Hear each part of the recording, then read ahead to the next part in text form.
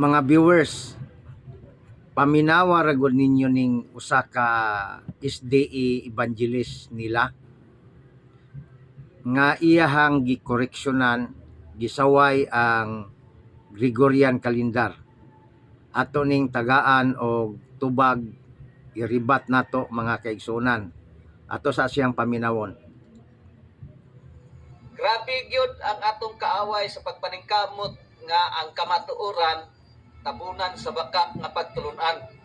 Tanawa ra gud ng kalendaryo nato karon bag-o 2026 na Lunes, Martes, Miyerkules, Huwebes, Biyernes, Sabado, ang ikapito Domingo. Naunsa nga pagkaunsaan pamaagi ni sa mapintas nga mananap. Unang mapintas nga mananap nga walaon ang ikapitong adlaw nga mao ang Saturday. Kana akong gitudlo. Saturday na siya. Ang Domingo, ang unang adlaw sa semana manunta na dinhi, ibaylo ang Lunes. Dinhi na siya sa ikapito. So, naatay vlog nini. Walay lain ang nag-usab nini. Nag-usab sa Biblia, nag-usab sa kalendaryo ug sa kasuguan sa Dios. Walay lain nga pundok. RCC. Unsa to? Giusab sa RCC? Pataka lang ka. Kanang maong kalendaryo, dili na inyo ha. Busa ayaw pag-ingon nga atong kalendaryo.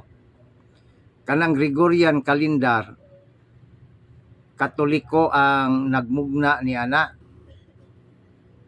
o gibase na sa gitawag o kining mga dagan sa bulan nga scientific nga pamaagi sa solar nga sistema. Samantala ang sa Hudiyo, ang ilang kalendaryo ibutang ni sa library sa imong pangunahuna, lunar calendar ang ilang gisunod. Busa wala na usba, mao gyud na ang ay sa kalendaryo sa Gregorian calendar.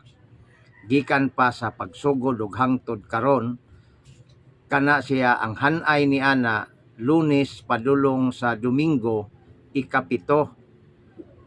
Kung gusto ka nga ang Sabado mao gyud ang ikapito, nahala adto dito sa Jerusalem paghimo og imong kalendaryo.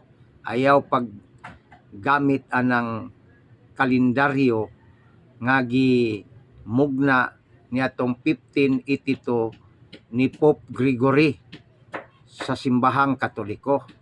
Mo na nga atong komentaryo, niining palpak o pataka lang o sulti nga usa ka magwawali sa SDA. Mayong buntag, mayong adlaw o daghang salamat ninyong tanan.